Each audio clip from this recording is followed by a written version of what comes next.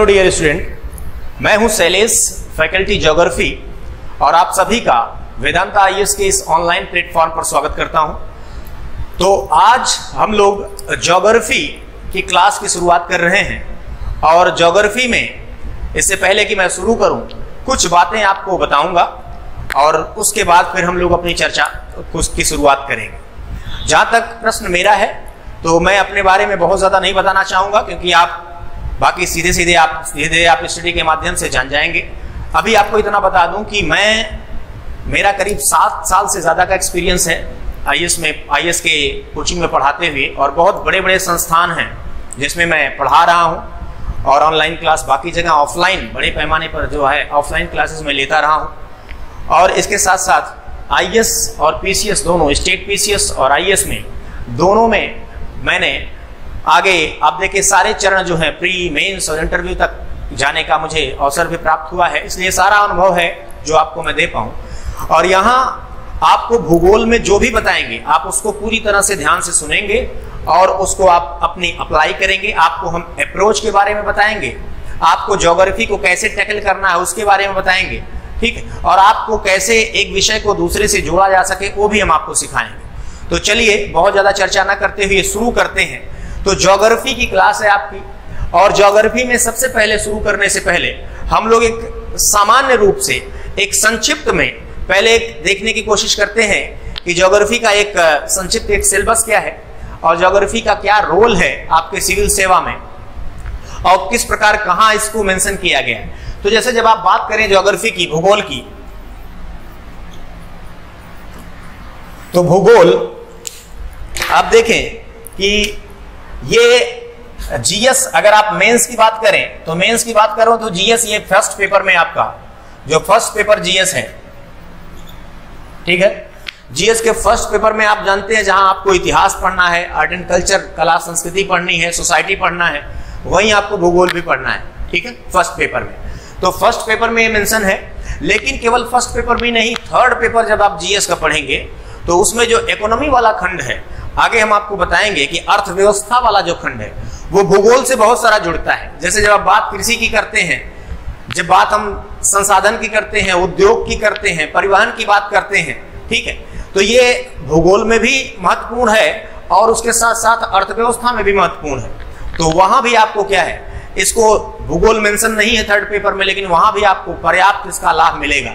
यानी भूगोल जो विषय है वो एक इंटर रिलेशन बनाता है, एक अंतर संबंध स्थापित करता है, ठीक है। इसका मतलब भूगोल जो है वो एक अंतर विषयी विषय है, एक ऐसा विषय है कि जो कई और विषयों से के साथ जुड़ा हुआ है, ठीक है। यानी भूगोल विषय का संबंध कई और विषयों के साथ भी क्या है, जुड़ता है, ठीक है। अब जैसे भूगोल पढ़ना है आपको, तो भूगोल नहीं पढ़ेंगे आप, नहीं समझेंगे तो आपको पर्यावरण समझ में नहीं आएगा। भूगोल आप नहीं समझेंगे तो आपको डिजास्टर मैनेजमेंट नहीं समझ में आएगा, यानी आपदा प्रबंधन नहीं समझ में आएगा। भूगोल को बेहतर तरीके से नहीं पढ़ेंगे तो हमने कहा कृषि वाले, उद्योग वाले, परिवहन के जो भाग अर्थव्यवस्था के हैं वो आपको समझ में नहीं आएंगे, ठीक। उसके साथ साथ आपको जब आप इंटरनेशनल रिलेशन, सेकेंड पेपर जो आपका जीएस का है उसमें इंटरनेशनल रिलेशन है, आईआर है, तो इंटरनेशनल रिलेशन को यानी अंतरराष्ट्रीय संबंध को समझने के लिए भी भूगोल की जरूरत पड़ती है। भूगोल आप देखेंगे भारत की स्थिति क्या है, हिंद महासागर की स्थिति क्या है, तो आपको जो एक कहते हैं एक शब्द आता है भू राजनीति, एक शब्द आता है भू राजनीति,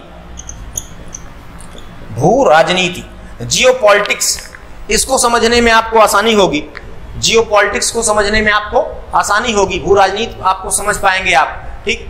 इसके अलावा जब आप आंतरिक सुरक्षा की बात करते हैं, इंटरनल सिक्योरिटी जो आपके पेपर थर्ड में है, उसको भी आंतरिक सुरक्षा को समझने के लिए भी आपको अपने देश का भूगोल समझना पड़ेगा, वो बहुत जरूरी है, ठीक है। तो इस प्रकार भूगोल जो विषय है वो अंतर विषयी है, एक दूसरे के साथ जुड़ा हुआ है। ऐसे तो मैंने कहा पेपर फर्स्ट में है भूगोल, फर्स्ट पेपर जो आप देख रहे हैं, लेकिन थर्ड में भी बहुत जरूरी है, सेकेंड में आपको इंटरनेशनल रिलेशन में भी क्या करेगा, बहुत हेल्प करेगा, ठीक। अब जहां तक बात करें भूगोल का, तो भूगोल अगर बात करें तो भूगोल जो है अगर आप इसको देखें तो जब प्री की बात हम लोग करते हैं, जब प्री परीक्षा की बात करते हैं, प्राथमिक परीक्षा की बात करते हैं, तो इसमें जो भूगोल आपका है वो बहुत महत्वपूर्ण एक रोल प्ले करता है, बहुत महत्वपूर्ण भूमिका है। जैसे आप देखें कि जो प्री में जो जीएस का पेपर है, प्री वाले जब आप बात करते हैं तो जीएस में आप देखें कि जो जनरल स्टडीज का पेपर होता है, एक सीसेट होता है, सीसेट क्वालिफाइंग होता है, आप जानते हैं, ठीक है। लेकिन जो जीएस का पेपर होता है स्ट्रॉन्ग बहुत महत्वपूर्ण होता है। उसमें आप जानते हैं कि जीएस के पेपर में 100 क्वेश्चंस होते हैं, 100 प्रश्न होते हैं, और आमतौर पर आप देख रहे हैं कि जो 50 से 55 के बीच में प्रश्न कर ले जा रहा है सही, ठीक है, नेगेटिव मार्किंग भी है, तो आपको कट पीट के आपका 55 के आसपास रहे। वैसे कैटेगरी के हिसाब से कुछ चीजें परिवर्तित होंगी, लेकिन 50 से 55 के बीच आप या 55 प्लस रहिए तो निश्चित तौर पर आप जो है आप पूरी आराम से अभी पास कर सकते हैं यूपीएससी का, ठीक है। तो उसमें आप देखें भूगोल का जो रोल है, पहले तो भूगोल से सीधे सीधे 15-20 क्वेश्चन आते थे, अभी भूगोल से सीधे सीधे प्रश्न कम हुए हैं, जैसे मान लीजिए 10-12 प्रश्न भूगोल से हैं। लेकिन भूगोल के अलावा जो है, ज्योग्राफी के अलावा, भूगोल के अलावा देखें आप कि जो मान लीजिए 10 से 12 प्रश्न हैं, लेकिन इसके अलावा जो आपका पर्यावरण है, आपका पर्यावरण जो है, इससे आप देखें 15 प्लस क्वेश्चंस आ रहे हैं।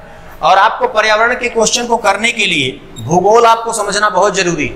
तो अगर पर्यावरण और भूगोल से मिला दिया जाए तो आप देखेंगे दोनों मिलाकर लगभग जो है 25 क्वेश्चन जो है, 25 क्वेश्चन से ज्यादा। और अगर इकोनॉमी वाला जो खंड है उसमें भूगोल जो आपका है उसको भी जो मदद मिलेगी आपको, यानी इकोनॉमी प्रश्न करने के लिए आपको भूगोल की जरूरत पड़ेगी, तो अगर उसको भी जोड़ दिया जाए तो ये 25 से 30 क्वेश्चन के आसपास चला जाता है। तो अगर आप देखें, जैसे मैंने कहा कि मान लीजिए आपको पास करने के लिए प्री परीक्षा, जैसे आपको मान लीजिए पास करना है, प्री आपको जो है निकालना है, मैंने कहा आपको इसमें 50 to 55 क्वेश्चन अगर आपको करने हैं कट पिट के, इतना आपका सही होना चाहिए। तो इसमें आप देखें 25 तो यही है, ठीक है, तो 50% तो आप देख रहे हैं यही। इसलिए इसका बहुत ही महत्वपूर्ण जो है, आप देखेंगे ये बहुत महत्वपूर्ण विषय है, ठीक है। इसलिए भूगोल को आप बेहतर तरीके से समझेंगे। India's #1 institute, Vedanta IAS Academy. Coaching for UPSC, Civil Services, State PCS for 12th and graduation student. Online smart classroom. Live class with Android app. Vedanta IAS Academy. Contact number 9911753333 or visit www.vedantaiasacademy.co.in. Branches at Rohini and Mukherjee Nagar, Delhi. Mains की बात करें तो जो निबंध का paper है, निबंध भी है, अगर आपका भूगोल अच्छे से तैयार है तो ये आपको कहां मदद देगा, ये आपको जो है निबंध में भी मदद देगा। कहां मदद देगा आपको? निबंध में भी मदद देगा, ठीक है। क्योंकि बहुत सारे जो विषय ऐसे हैं कि अगर भूगोल और पर्यावरण आप बेहतर तरीके से समझ सकते हैं तो आप निबंध आराम से, एक निबंध आप उससे लिख सकते हैं।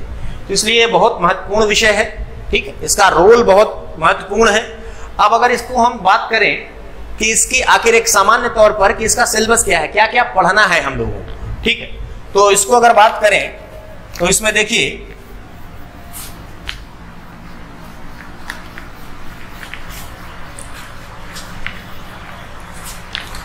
अगर एक सामान्य सिलेबस की बात करें, पाठ्यक्रम की बात करें, यूपीएससी में जो सिलेबस है, पाठ्यक्रम है,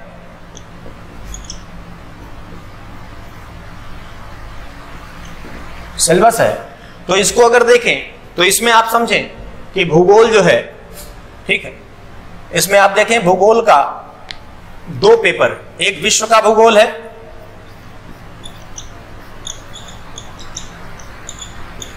और एक भारत का भूगोल,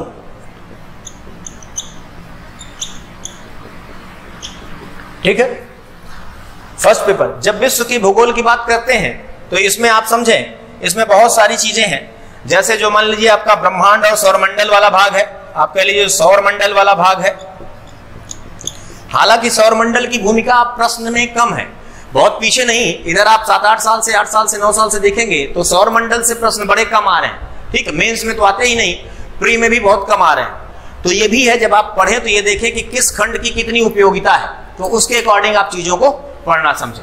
तो मैंने कहा लेकिन फिर भी पढ़ना है, तो सौरमंडल है, उसके साथ साथ सौरमंडल के साथ आपका जो बेसिक भूगोल है, जो आप देखें जिसमें अक्षांश देशांतर है आपका, ठीक है, इसमें यानी सामान्य भूगोल आप कह लीजिए, सामान्य भूगोल,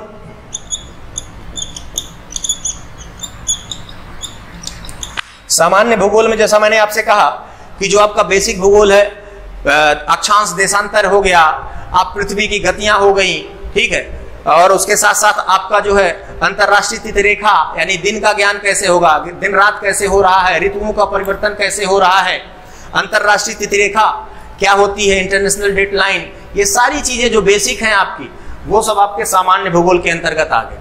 ठीक है। और इसके साथ साथ आपको स्थल मंडल, जो 3 महत्वपूर्ण है, स्थल मंडल,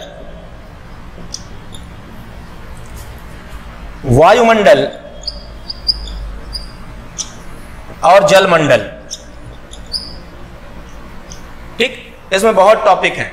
जब आप चट्टानों के बारे में पढ़ेंगे, चट्टान के बारे में, यहां स्थल मंडल में चट्टान के बारे में पढ़ेंगे, ज्वालामुखी, भूकंप, पर्वत, झील, ठीक है, ये सारी चीजें जब आप पढ़ेंगे तो किसके संदर्भ में पढ़ेंगे आप? स्थल मंडल के अंदर। वायुमंडल की जब बात करें तो यहाँ क्या है, आप देखें सूर्य से आने वाला प्रकाश, तापमान, ठीक, उष्मा की बात करेंगे हम लोग। उसके बाद आप बात करेंगे जो दाब पेटियां हैं, चक्रवात, प्रतिचक्रवात, वर्षा कैसे होती है, आर्द्रता क्या होती है, ठीक है, जलवायु का वितरण किस प्रकार होता है, ये सब हम वायुमंडल के अंतर्गत पढ़ेंगे। ठीक, पृथ्वी में जो है ऊपर जाने पर, धरातल से ऊपर जाने पर वायुमंडल के स्तर, क्षोभ मंडल, समताप मंडल, ये सारे स्तर कैसे हैं, ये सब हम लोग वायुमंडल में देखेंगे। और उसके बाद जलमंडल है। जलमंडल में जैसे आप देखिए कि सागर, जो सागर है, सागर के अंदर कैसी संरचनाएं हैं, सागर का तापमान क्या है, लवणता क्या है, ठीक है, महासागरीय धाराएं क्या हैं, ज्वार भाटा क्या होता है, ठीक है, प्रवाल भित्तियां क्या हैं, ये सब हम लोग इसमें जलमंडल में देखेंगे। तो जब हम विश्व का भूगोल बात करेंगे तो सौर मंडल, ये भी सामान्य भूगोल में आ गया। सौर मंडल या ब्रह्मांड की बात करेंगे, सामान्य भूगोल देखेंगे, अक्षांश, देशांतर, हमने आपसे कहा पृथ्वी की गतियां, ये सारी चीजें हम लोग यहाँ देखेंगे। और उसके बाद फिर जो है स्थल मंडल में हमने बताया, ठीक है, ज्वालामुखी, भूकंप, ये सारी चीजें, चट्टान वगैरह, ऐसे ये जो पोर्शन है आपका, ये विश्व का भूगोल। ठीक है। और उसके बाद हमारा क्या है, भारत का भूगोल। उसके बाद क्या है, भारत का भूगोल। तो जब भारत का भूगोल करेंगे बात, तो देखिए भारत के भूगोल में हर चीज, यानी भारत का भौतिक स्वरूप कैसा है, दिखता कैसा है, पर्वत, पठार, मैदान, भारत जो है, ठीक है। इसके साथ साथ भारत की सामान्य बातें हैं, कहां अवस्थिति है, विस्तार कैसे है भारत का, ये सामान्य सारी बातें। फिर भारत की जो भूगर्भिक संरचना है, किस प्रकार की चट्टानें हैं, फिर उसके बाद किस नदियों का अपवाह, जिसे तंत्र हम कहते हैं, अपवाह तंत्र भारत का कैसा है, फिर भारत में मिट्टी कैसी है, वनस्पतियां क्या हैं, कृषि क्या है, ठीक है, फसलें उसमें हम लोग देखेंगे। फिर उसके बाद संसाधन क्या है भारत में, उद्योग क्या है, परिवहन व्यवस्था कैसे क्या है, जनसंख्या वगैरह भारत में क्या है, विस्तार से भारत के बारे में सारी चीजें हम लोग भारत के भूगोल के अंतर्गत देखेंगे। ठीक, तो इस प्रकार से आपने देखा दो। तो पहले, सबसे पहले हम लोग यहाँ, ठीक है, सौरमंडल जो आप देख रहे हैं, ब्रह्मांड और सौरमंडल, यानी ब्रह्मांड के अंदर सौरमंडल भी आ गया, ब्रह्मांड के अंतर्गत सौरमंडल भी आ गया।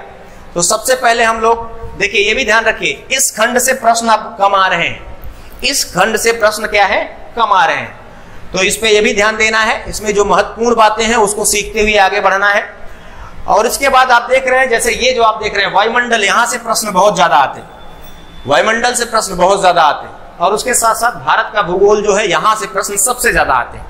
तो आपको पढ़ाई के साथ साथ ये भी समझना है कि किस खंड पर कितना जोर दें। केवल किताब उठाए पढ़ने लगे तो उससे लाभ नहीं होने वाला, किस पोर्शन पर कितना ध्यान देना है ये भी आपको समझना है, ये बहुत जरूरी। तो ये बातें हैं। अब इसके साथ साथ अगर आप किताबों की बात करेंगे तो एनसीईआरटी की भूगोल की जो बुक्स हैं, आप ये 6 to 12 ले सकते हैं। 6 से लेकर 12 तक एनसीईआरटी को बढ़िया से पढ़ डालें। 6, 7, 8 में बेसिक चीजें मिलेंगी। उसके बाद आपका 9, 10, 11, 12 जैसे बढ़ेंगे वैसे सबसे ज्यादा आपको जो उपयोगी चीजें हैं मिलने लगेंगी। तो एनसीईआरटी किताबें पढ़िए। एटलस जरूर रखिए, एक एटलस आप रखिए अपने पास। क्या रखिए? एटलस ऑक्सफोर्ड का,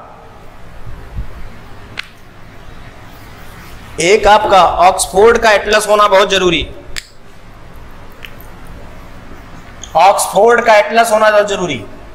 ठीक, ऑक्सफोर्ड का आप स्टूडेंट एटलस ले लीजिए। मैपिंग भी उसमें आप करते रहिए। देखिए उसमें उत्तरी अमेरिका, दक्षिणी America, Africa, Europe, Asia, Australia, सब महाद्वीप, उसमें एक एक करके उसको सब देखिए। तो ये है आपकी चर्चा। अब हम लोग सामान्य ये सारी बातें रही, अब आगे बढ़ते हैं और समय नष्ट न करते हुए सौर मंडल, ब्रह्मांड और सौर मंडल जो है पहला टॉपिक जो बेसिक है, इसमें हम लोग इसकी चर्चा आज शुरू करते हैं। ये पूरी तरह से हो जाएगा, मैंने कहा फिर सामान्य भूगोल, स्थल मंडल, वायुमंडल, जलमंडल, ये समाप्त हो जाएगा। फिर हम लोग भारत का भूगोल देखेंगे। ठीक, तो ये पैटर्न है। तो आपको एकदम परेशान नहीं होना है, आपको आराम से चीजों को लेकर पढ़ना है, रिवीजन अच्छे से करना है। चलिए तो इस खंड से शुरुआत करते हैं।